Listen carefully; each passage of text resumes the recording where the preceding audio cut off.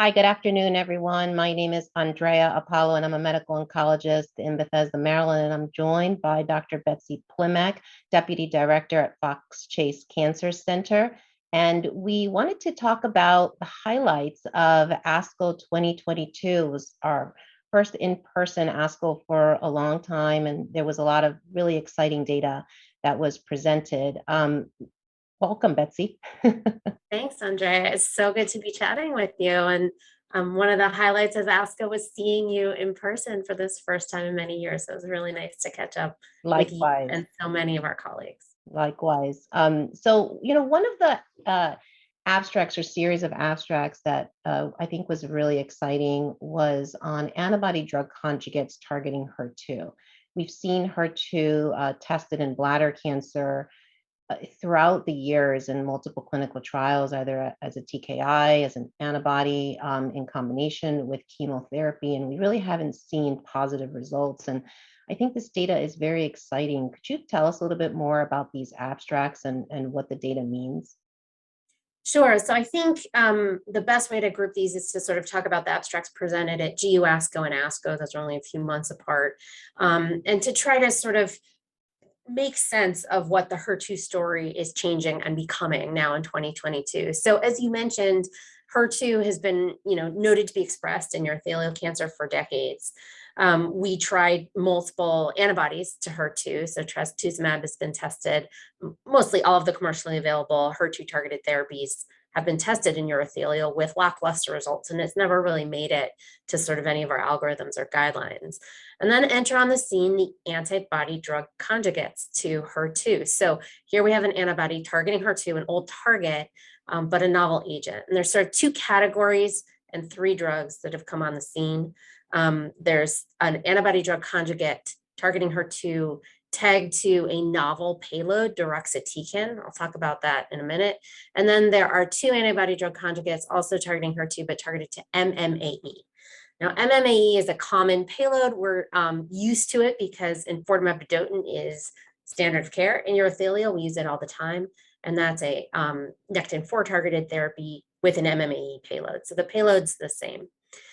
Let me talk first about the TDX, trastuzumab deruxtecan. So the big splash, and the reason many people have heard that drug is it was part of the plenary session in the breast cancer trial, where it showed dramatic results in HER2 low patients. And that just makes me think, there's something special about this payload, right? If it's able to affect the course of treatment and outcomes in patients with HER2 low and breast cancer, it's something we should pay attention to. Now, the data we have in urothelial, Matt Galsky presented at GU ASCO, is in combination with nivolumab. I'm not aware of any publicly available single agent data with this, but I know trials are ongoing. And we're really eager to see that. But certainly in combination with nivolumab, we saw pretty good results in 30 patients, a response rate of 36%. So our eye will be all over this drug in urothelial. And then the other two drugs that were presented at ASCO were ADCs, again, targeting HER2, linked to MMAE. And those were looked at in single agent studies. I'll talk about the HER2 high first. One of them, MGR002, showed a 55% response rate in HER2 high.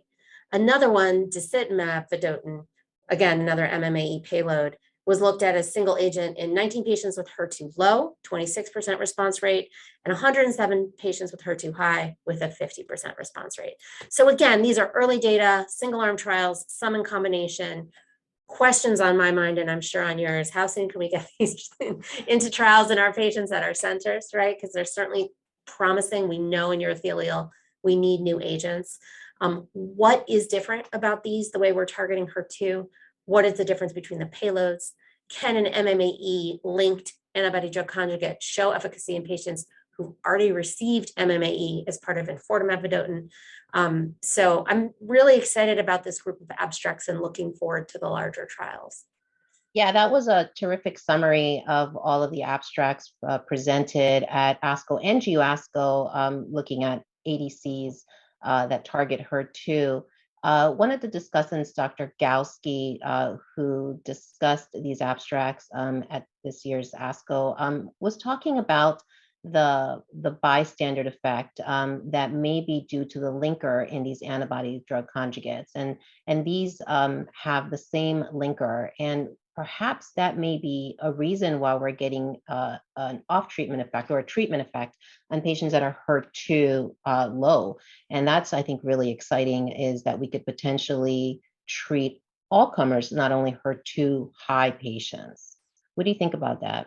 Yeah, so absolutely. I think one of the fascinating aspects of this story is the story in HER2 low, exemplified by the breast cancer plenary with trastuzumab deruxtecan, which showed activity in HER2 low patients. So it can't be all about the HER2 expression and the targeting high expressing tumors. So there are a variety of different explanations. I think figuring out what underscores the activity we are seeing in the HER2 low population will be helpful. I will note in urothelial, it's mostly being tested in HER2 high expressors, and we do see better response rates in that group.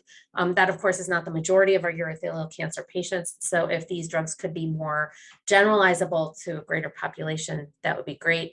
I think there are other explanations besides the linker, although I like that one, and Matt's certainly super smart about these things.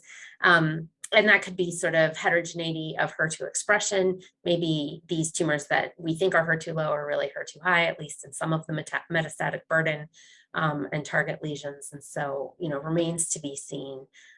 But very eager to see these explored in further trials. I think accrual to those would be robust.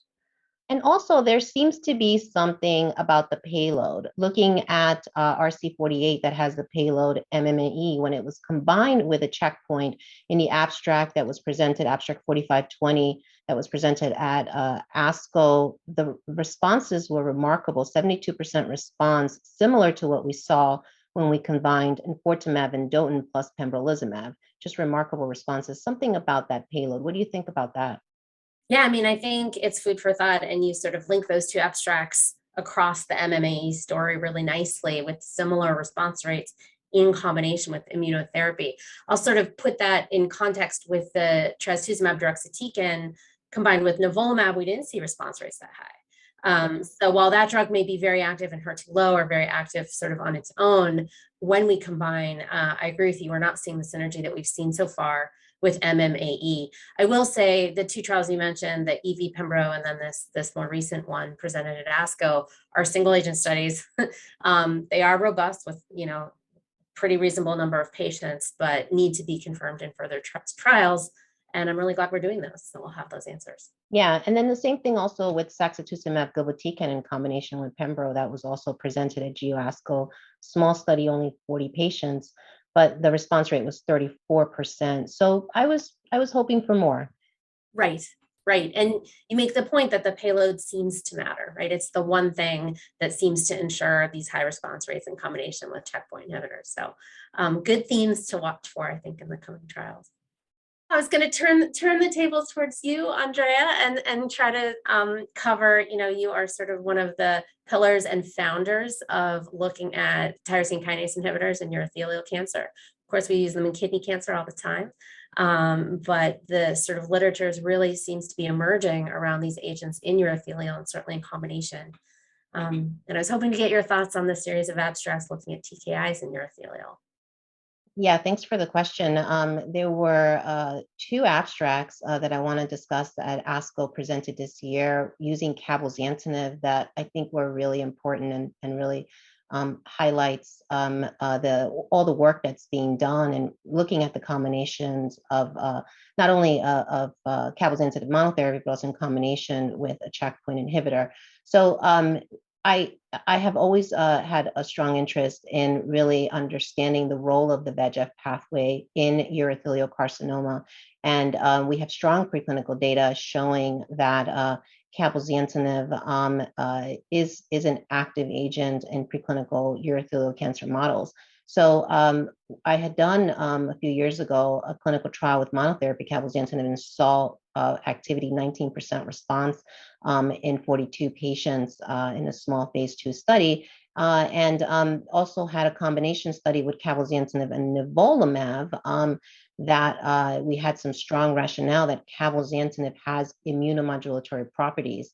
And there were two abstracts that were presented during ASCO that also used cabozantinib, and I think it was they were really terrific studies. The first one is the Atlantis study, and I really like the way this study was designed. This is a maintenance study using a trial platform. So they had multiple arms. These are patients, metastatic urothelial carcinoma patients. They received chemotherapy, either carboplatin or cisplatin-based combination therapy. And if they had stable disease, partial response, or complete response, they went on to receive maintenance therapy. And there were three different arms. There was a DNA repair gene alteration arms, and using a PARP inhibitor, patients were randomized to placebo with a PARP inhibitor, rucaparib, and that data was presented at GU ASCO earlier this year. And then there was an AR, androgen receptor biomarker arm, where patients were randomized to enzalutamide.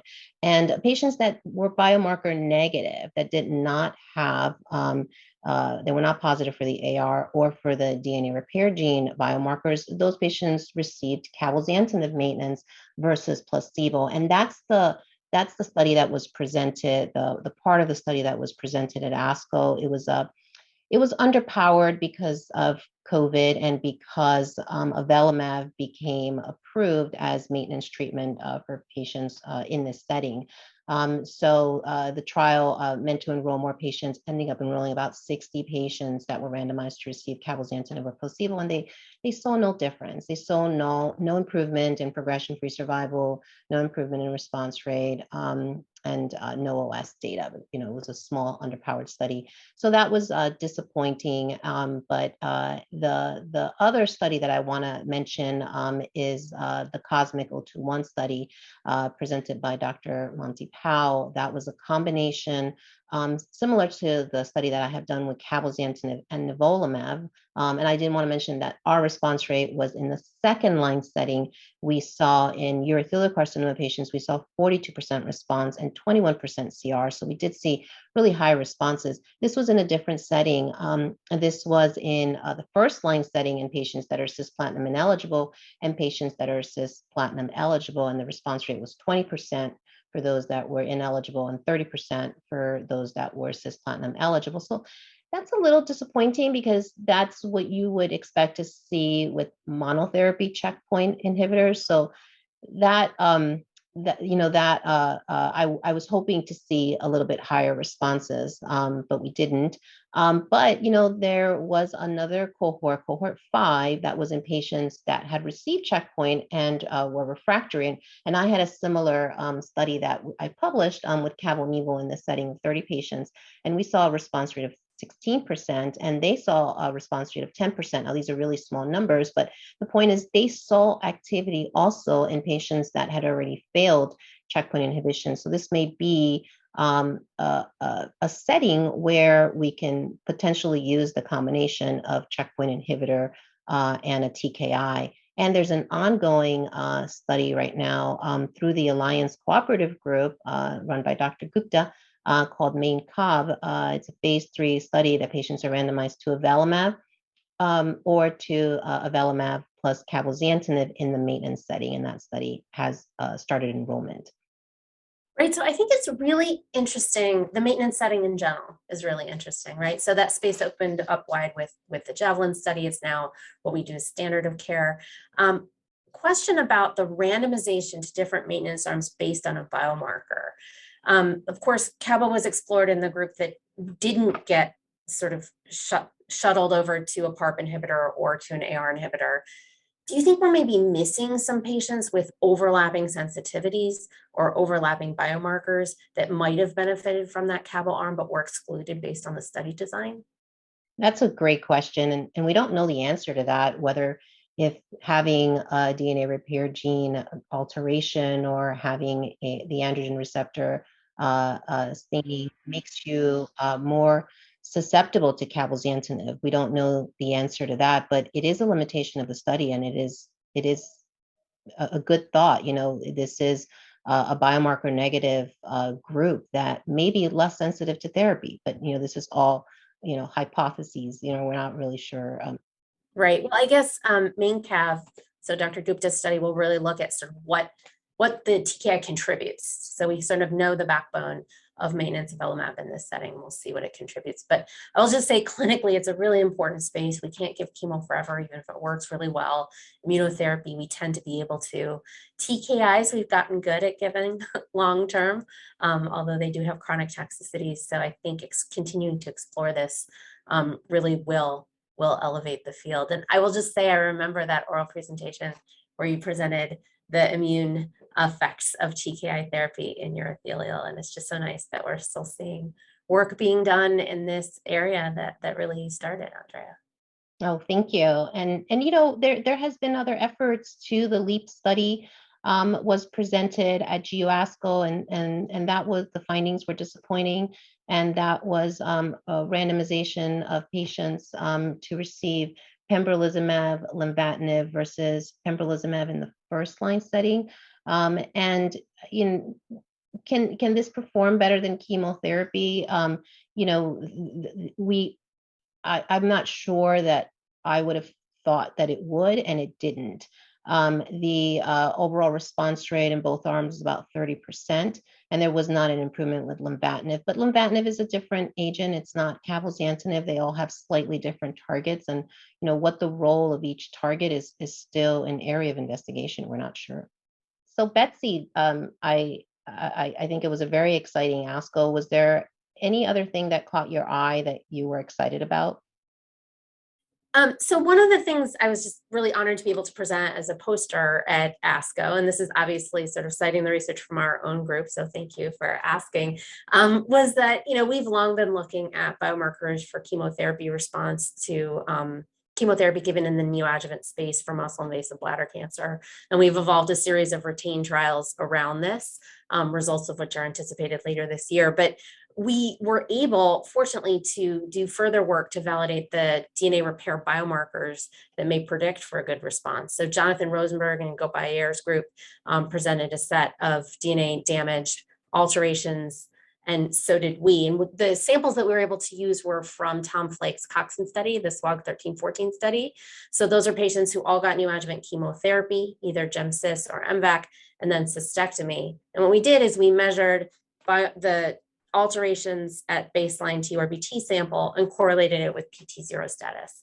So the 4-gene alteration that we're using in Retain, which is ERCC2, FANC-C, RB1, and ATM, patients with any one of those mutations were likely to have PT0, and our p-value was 0.006. So we were just sort of happy to validate that. We've already started to continue to explore bladder preservation in that space. But it was nice that both our analyses sort of arrived at the same conclusion that DNA repair alterations can predict for response to chemotherapy. And I think when we sort of know who those folks are that will benefit the most, we will know who needs cystectomy, who doesn't. And ideally in the future, we'll know who needs chemotherapy versus alternate therapy versus no therapy prior to curative treatment. I think really this is such important work because we really need to be able to select these patients. Do you think that these are the same patients that are responding to checkpoint inhibition? So I do, loosely based on some data from a variety of groups. I think some of the things that we see do align. So DNA repair, PD-L1, TMB, and just overall in general response rates. The other thing I'll notice, Andrea, I feel like every neoadjuvant study of any agent that's active, checkpoint combination, has a PT0 rate of 38%. It's like this magic number that we sort of land on no matter what we use. So the PURE study, the Abacus study, our studies, the Memorial Sloan Kettering studies all kind of land at the same thing. So that's my current hypothesis is yes, but of course we hope the answer is no, so that we can use different therapies to help people who may not respond to one or the other. Yeah, I agree. I mean, it may not be additive. You may be able to achieve that with either chemotherapy or checkpoint inhibition. And we unfortunately kind of see that in the first line studies that have been negative, and you haven't been able to show any synergistic or even additive effects when combining checkpoint inhibition and chemotherapy. So are these the same patients that are responding to these therapies? And will biomarker help us? Yeah, we need biomarkers, and currently I think that's probably the case, but we'll see. Well, Andrea, thank you so much. It's so fun to talk data with you and to go over the abstracts. It was wonderful to see you and so many of our colleagues in person at ASCO 22. I'm glad we're back to in-person meetings. And to our audience, thank you for joining us. I hope our discussion was helpful, and more to come at future meetings.